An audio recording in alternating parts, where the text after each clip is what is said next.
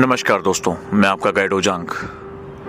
प्रश्न आया कि सर मैं 12th में फेल रहा हूँ या मेरी परसेंटेज बहुत कम रही है, 40%, 45%, क्या मैं यूपीएससी का एग्ज़ाम दे सकता हूँ? दोस्तों, मैं आपको ये बताना चाहता हूँ कि भारतीय प्रशासनिक सेवा, और या जिसे हम लोग सामान्य भाषा में सिविल सेवा भी कहते हैं, वो बेसिकली आपके प्रशासनिक अभियोग्यता का एग्ज़ाम है। अगर किसी भी कक्षा में पास या फेल होने या टॉप करने से इसका अगर संबंध होता तो यूपीएससी सभी यूनिवर्सिटीज़ के जो गोल्ड मेडलिस्ट हैं, टॉपर्स हैं, उनको लेकर उन्हें आईएएस बना देती। पर नहीं, इसने चाहे आप किसी गांव से आए हों, देहात से आए हों, हिंदी माध्यम से, इंग्लिश माध्यम से, तमिल हो, तेलुगु हो, इसको कोई मतलब नहीं है। आप सभी अब भारतीय अनुसूची के अंदर जो 8वीं अनुसूची की भाषाएं हैं, उनमें आप एग्ज़ाम दे सकते हैं। ये कभी भी आपका मिनिमम परसेंटेज नहीं मांगता कि आपके पास यही परसेंटेज होना चाहिए तभी आप एग्ज़ाम दे सकते हैं। सिर्फ आप किसी भी भारतीय यूनिवर्सिटी से आप स्नातक हों जो यूजीसी रिकॉग्नाइज्ड है, और ये आपसे और कुछ भी नहीं मांगता। ये अगर कोई चीज़ मांगता है तो ये है कि आपके अंदर प्रशासनिक अभियोग्यता है या नहीं। अब मैं बात करता हूं कि प्रशासनिक अभियोग्यता क्या होती है। प्रशासनिक अभियोग्यता का मतलब है, ये एक सर्विस बहुत चैलेंजिंग है जहां आपको लोगों की समस्याओं को समझ के उनका त्वरित निदान करना होगा या उनका स्थायी निदान देना होगा, सॉल्यूशन आपको देना होगा। और ये जो सॉल्यूशन देना है, ये ज़रूरी नहीं है कि कोई किताबों को रट के या कोई रट्टू तोता इनका सॉल्यूशन दे सके। सॉल्यूशन भी बहुत ही प्रैक्टिकल होते हैं, और कई बार ये देखा गया है कि वो जो लोग पढ़ने में बहुत ब्रिलियंट नहीं होते हैं या बहुत बड़े रट्टू तोता नहीं होते हैं, वो कई बार बहुत ही अच्छे सॉल्यूशन लेकर आते हैं क्योंकि उनका अप्रोच बहुत प्रैक्टिकल होता है। वो समाज को गहराई से समझते हैं। और कई बार जो बहुत पढ़े लिखे होते हैं, बहुत ज़्यादा किताबों में घुसे रहते हैं, वो कई बार जो रियल लाइफ सिचुएशन होती है उसमें बहुत अच्छा नहीं कर पाते हैं। जैसे सपोज दैट आप एक अधिकारी हैं और कोई आग की घटना हो जाती है, तो वहाँ पर जो त्वरित आपको निर्णय लेना है वो वहीं पर निर्णय लेना है, और इससे आपकी पढ़ाई लिखाई का कोई संबंध नहीं होगा। इसमें आपकी रियल सिचुएशन को समझने, उसको सॉल्व करने, आपके अंदर संवेदना होने, इन चीज़ों का मतलब लिया जाता है। आपके अंदर आईक्यू कितना है, आपके अंदर ईक्यू यानी इमोशनल क्वेश्चन कितना है, इन सब चीजों को एक प्रशासनिक अधिकारी के अंतर्गत लिया जाता है। यानी वो परेशानियों को, समस्याओं को कितनी गहराई से जज कर सकता है और अपने माध्यम से वो कितने अच्छे सॉल्यूशन दे सकता है, ये सबसे जरूरी है। यही कारण है कि यूपीएससी को एक प्रॉब्लम सॉल्वर चाहिए, एक बहुत मोटा चश्मा लगाए एक रट्टू व्यक्ति नहीं चाहिए। तो ऐसी कंडीशन में उसने केवल जो है मिनिमम अर्हता रखी है कि भाई आप ग्रेजुएट होने चाहिए, आपकी जो परसेंटेज है पास होने के लिए वो आपकी मोर देन इनफ है। यहाँ पर जो उसकी रिक्वायरमेंट है उसको आप पूरा करेंगे। कारण ये है कि आप प्रशासनिक अभियोग्यता जब अर्जित करते हैं तो आप कई गुणों से होकर गुजरते हैं। जैसे आपको एक टीम में काम करना पड़ता है। अगर आप बहुत एरोगेंट हैं, आपको लगता है कि आप बहुत पढ़े लिखे हैं, बहुत घमंड में हैं, तो आप कभी भी टीम में सीख नहीं सकते, क्योंकि टीम में सीनियर भी होता है और जूनियर भी होता है। कई बार अधिकारियों को जो सबसे अच्छा सबक होता है उनका अर्दली या उनका प्योन देता है। वो जो चपरासी 20 साल से उस ऑफिस में था, उस ऑफिस के बारे में बड़ी गहरी जानकारी रखता है, जो कि शायद आप अभी नए नए ऑफिस ज्वाइन करने गए हो, आपको शायद नहीं पता होगा, और वो आपको गाइड करता है कि इसमें एक्सीलेंस कैसे लेकर आनी है।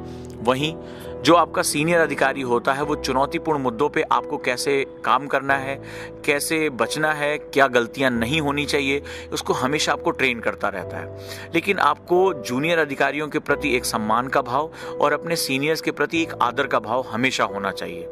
ये नहीं है कि वो मेरा अर्दली है या मेरा ड्राइवर है, मेरा चपरासी है, तो ये कोई एक्स्ट्राऑर्डिनरी सेगमेंट होगा। नहीं, यहाँ जो बेसिक सेगमेंट होगा वो ये होगा कि मुझे उसकी जानकारियों का उपयोग करना है। यानी आपके व्यवहार में नम्रता होना चाहिए, सभी व्यक्तियों के प्रति सम्मान होना चाहिए और अपने सीनियर्स के प्रति आदर होना चाहिए कि आप उनको ये शो कर सकें कि यस सर, मैं आपसे सीखना चाहता हूँ।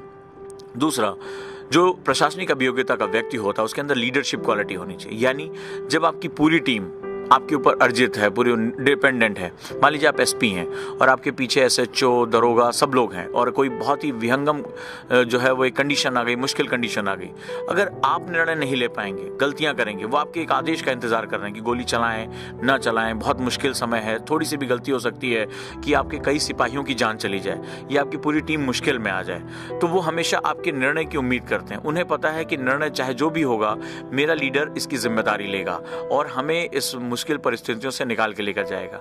वो आपके लिए लड़ने को तैयार है, लेकिन आपको उनमें भरोसा दिखाना होगा कि आप भी हर परिस्थिति में उनके साथ खड़े हैं। तो ये लीडरशिप क्वालिटी होती है और इसका बहुत ज़्यादा पढ़ने लिखने से संबंध नहीं होता, इसका एक व्यवहारिक ज्ञान से संबंध होता है। इसीलिए आईएएस की ट्रेनिंग ज़्यादातर फील्ड में होती है, एकेडमी में बहुत कम समय वो बिताते हैं और वो फील्ड में ज़्यादा समय, विभिन्न विभागों में ज़्यादा समय बिताते हुए वो इसको लर्न करते हैं। यानी यूपीएससी में अगर आपका ये डर है कि परसेंटेज आपकी जो सक्सेस रोक सकती है, तो इस डर को निकाल कर फेंक दीजिए। अगर ऐसा नहीं होता तो आज हमारे ही इंस्टीट्यूट से रियाज, जो आज आईएएस भारतीय प्रशासनिक सेवा के ट्रेनी ऑफिसर हैं, जो 12वीं क्लास में अपने विषय में फेल हो गए थे, उनको आईएएस बनने का कोई हक नहीं था। लेकिन न सिर्फ आज वो आईएएस बने, साथ ही साथ वो एक आज ट्रेनिंग कर रहे हैं और निश्चित रूप से आज उनको कैडर भी अलॉट हो चुका है। तो ये चीज़ें बताती हैं कि अगर हम हिम्मत है हमारे अंदर, हम लगातार आगे बढ़ सकते हैं और अपनी कमियों को दूर कर सकते हैं। तो निश्चित रूप से भारतीय प्रशासनिक सेवा से अच्छा, जो सिविल सेवा से अच्छा कोई और विकल्प नहीं हो सकता, क्योंकि ना ही आपका परसेंटेज पूछता है, अमीरी गरीबी क्षेत्र कुछ भी नहीं आपसे बात करता है। आप किसी भी भारतीय भाषा में जो अनुसूची में शामिल हो उसमें आप अपना प्रश्न लिख सकते हैं, अपना उत्तर लिख सकते हैं, अपने आप को एक्सप्रेस कर सकते हैं। यही इसकी सबसे बड़ी खूबसूरती है और यही इसको अखिल भारतीय सेवा का स्वरूप प्रदान करती है। तो दोस्तों, आप अपने दिमाग से इस डर को निकाल कर फेंकिए कि आपका परसेंटेज आपकी सफलता में रोड़ा बन सकता है। अतीत को भुलाइए और भविष्य, जो सुनहरा भविष्य है, उसकी तरफ देखिए। हाँ, आप अपनी गलतियों को सुधारिए। आप किस पृष्ठभूमि से, आपको अंग्रेजी नहीं आती है, आप बेसिक इंग्लिश सीखिए, उतनी सीखिए कि जिसमें आप यूपीएससी के रिक्वायरमेंट को पूरा कर सकें। आप किसी भी सब्जेक्ट को पढ़ सकें, अंग्रेजी के भी पेपर को थोड़ा बहुत पढ़ के समझ सकें, क्योंकि अखिल भारतीय स्वरूप में आपको बिल्कुल नहीं पता कि आपको क्या सीखना पड़ेगा, कहाँ जाना पड़ेगा। तो निश्चित रूप से इसका बहुत ध्यान रखें। आप अपनी गलतियों को दूर करें। आप 2 घंटे नहीं पढ़ पाते थे, अब आपको 10-10 घंटे पढ़ना पड़ेगा। इसके लिए अपने आप को मानसिक रूप से तैयार करें और जब आपको अपना लक्ष्य स्पष्ट होगा, आपको पता होगा कि मुझे यूपीएससी क्यों करना है, तो मेरा पूरा भरोसा है कि आप अपने अतीत को भुलाकर आप अपने स्वर्णिम भविष्य की तरफ बढ़ सकेंगे। और जो आपने सोचा है कि न सिर्फ आप आईएएस बनेंगे, एक बेहतरीन ऑफिसर बनेंगे, जहाँ पर भी रहेंगे वहाँ परिवर्तन करेंगे, तो निश्चित रूप से आप सफल होंगे। और आज तमाम ऐसे ऑफिसर्स हैं जो बहुत ही सामान्य पृष्ठभूमि से निकल कर आए हैं, जो ग्रामीण पृष्ठभूमि से निकल कर आए हैं, जिनका कोई सुनहरा अतीत नहीं रहा है, जिनके माँ बाप ज़्यादा पढ़े लिखे नहीं थे, जो बहुत ही ग्रामीण इलाकों से आए हैं, बहुत पिछड़े इलाकों से आए हैं, वो आज भारतीय प्रशासनिक सेवा के अधिकारी हैं, भारतीय पुलिस सेवा के अधिकारी हैं। और वो न सिर्फ बेहतरीन काम कर रहे हैं, वो जाने कितने युवाओं को प्रेरणा भी दे रहे हैं। तो ऐसी प्रेरणा आप भी दे सकते हैं, ऐसा मोटिवेशन आप भी दे सकते हैं। आपके अंदर वो ताकत है, जुनून है, जो दूसरों को प्रेरित कर सकता है। बस अपने आप में विश्वास करिए, क्योंकि ओजांग आईएएस एकेडमी हमेशा आपकी ताकत में विश्वास करती है, परिवर्तन में विश्वास करती है, आगे बढ़ने में विश्वास करती है। स्वयं में विश्वास करिए, रास्ते हमेशा मौजूद रहे हैं। आज तक इतिहास में कभी ऐसा नहीं हुआ कि मनुष्य ने आगे बढ़ना चाहा और रास्ते बंद हो गए हों। अगर एक रास्ता बंद होता है तो उससे बेहतरीन रास्ता खुल जाता है। ज़रूरत कदम बढ़ाने की है, ज़रूरत हौसलों को एक उम्मीद देने की है, ज़रूरत पैर बढ़ाने की है। तो बढ़ा दीजिए पैर और बढ़ जाइए आगे।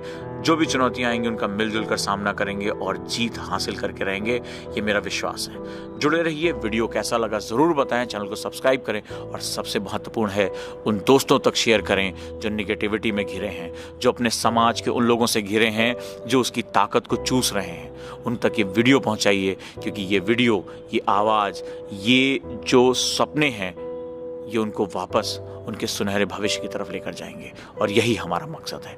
हर इंसान में एक हीरो होता है और जो ये वीडियो सुन रहा है वो भी एक हीरो है। और हीरो का काम होता है असली चीज़ों को, ताकत की चीज़ों को हर जगह तक पहुंचाना और अपने आप को और दूसरों को मोटिवेट करके रखना। तो हीरोज़, मिलते हैं हम अगले वीडियो में। धन्यवाद।